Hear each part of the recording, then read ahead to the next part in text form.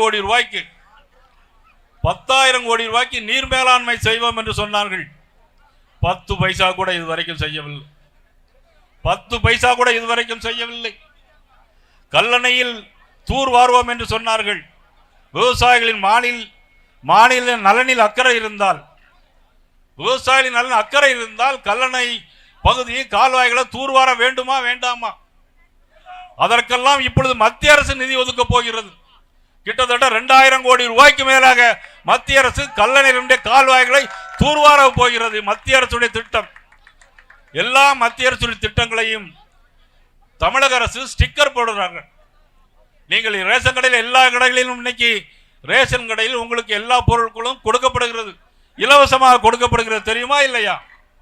அத்தனையும் மத்திய அரசு மாண்புமிகு நரேந்திர மோடி அவர்கள் அதை இலவசமாக கொடுக்கிறார்கள்.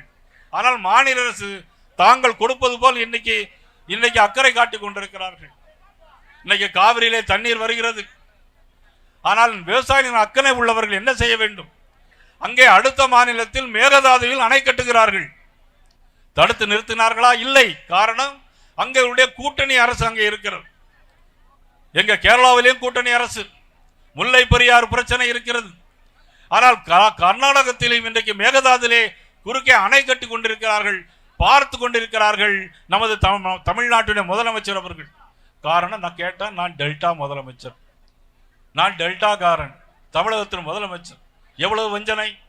சரி, எல்லா யூனியன்லையும் தானிய கிடங்கு அமைப்போம் என்று சொன்னார்களே, அது என்னாச்சு?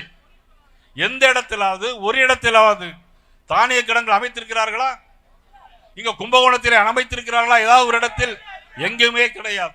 ஆனால் சொன்னது 10,000 கோடி ரூபாய்க்கு நீர் மேலாண்மை திட்டம் கொண்டு வருவோம், எல்லா ஒன்றியத்திலும் தானிய கிடங்கு அமைப்போம், இப்படியெல்லாம் சொல்லிக்கொண்டு இன்றைக்கு அவர்கள் செய்து கொண்டிருப்பது படிப்பது ராமாயணம், இடிப்பது பெருமாள் கோயில் போல இன்னைக்கு ஆட்சியை நடத்தி கொண்டிருக்கிறார். இவ்வளவு ஒரு மோசமான ஆட்சி.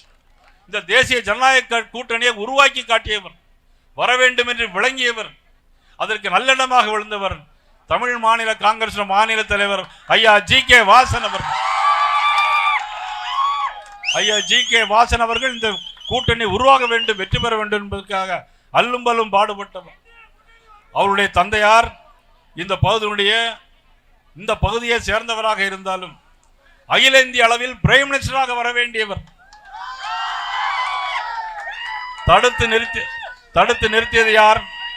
அதை தடுத்தது யார்?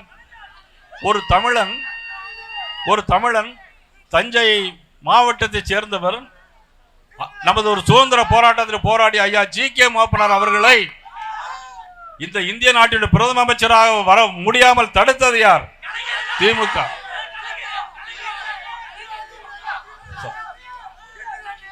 ஆனால் இன்னைக்கு பாரத பிரதமர் நரேந்திர மோடி அவர்கள் தமிழ்நாட்டை சேர்ந்த ஆளுநராக இருந்த கோயம்புத்தூரில் இருந்த நமது சி.பி. ராதாகிருஷ்ணன் அவர்களை இந்திய நாட்டின் ஜனாதிபதியாக காட்டியிருக்கிறார்.